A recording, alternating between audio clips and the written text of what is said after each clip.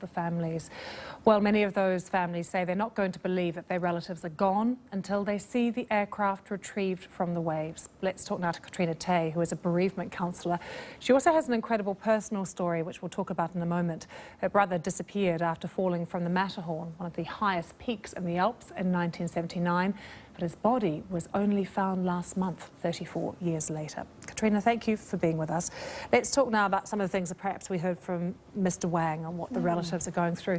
It's perfectly normal, isn't it, that they will need to see, they want some kind of physical evidence of what has happened to their family. Yes, I can really identify with that, because when my own brother died, my mother believed that he had somehow survived the fall for quite a long time, and she was imagining that he was, you know, maybe stuck trying to get out of a crevasse.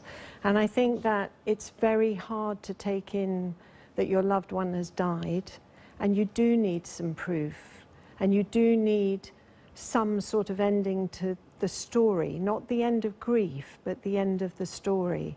And for them, they don't have that yet. So I think that's very difficult for them, but not uncommon. So what advice should be given to them right now? Because the brutal truth is they may never get that physical evidence, and they for sure will never see a body, probably. Well, I don't think there can be any advice, because I think that they are all in deep, deep shock. They've had a very traumatic 2 weeks, and they are going to have a traumatic couple of years, really, and they need to just be with how they're feeling, and that's going to be very different. And I think that's been portrayed well in the press today. Some of them are very angry, some of them have been screaming, and we know that grief has a noise and a sound, and those sounds need to be heard. And some of them are just bitterly sad, and some of them are blaming. These are all very normal feelings for people who are grieving. You say, Katrina, it could take a few years, and it's interesting, I hear this phrase, these people need closure, and they're not getting it. Surely there never is closure with grief. It goes on for forever, possibly, for some people. But for these people in particular, is it going to be a harder journey, I suppose?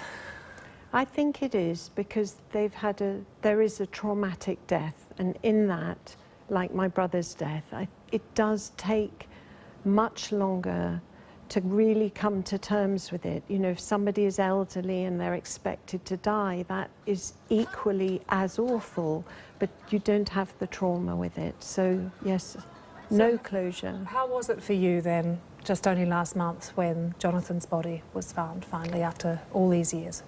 Actually, for me, it was very difficult, because I didn't want him to be found. I was very happy that he was on the mountain. He was an adventurer. I felt content with that. And when they did find him, inexplicably, I actually felt very angry for quite a few months. I couldn't tell you why.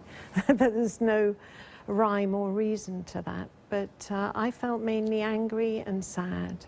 And for these relatives that we're thinking of now in Beijing and across Asia, or those who have been on the flight, what would you expect, perhaps, that could help them with their sort of grief journey, if you want to call it that in a way? I mean, I'm thinking after the tsunami, lots of relatives went back to the beaches where it happened.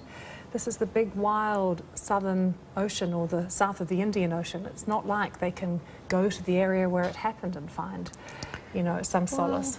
It's probably a bit early to think what could be helping them. I think being surrounded by family and friends, good support networks, access to counselling if it's available, to find out the truth will be very important to them.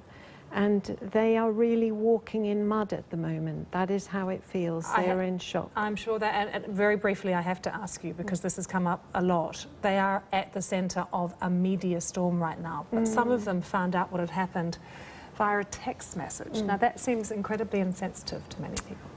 Well, I can't imagine what that would be like. I hope that wasn't the truth. Perhaps it was. I think it would be probably perceived as quite callous.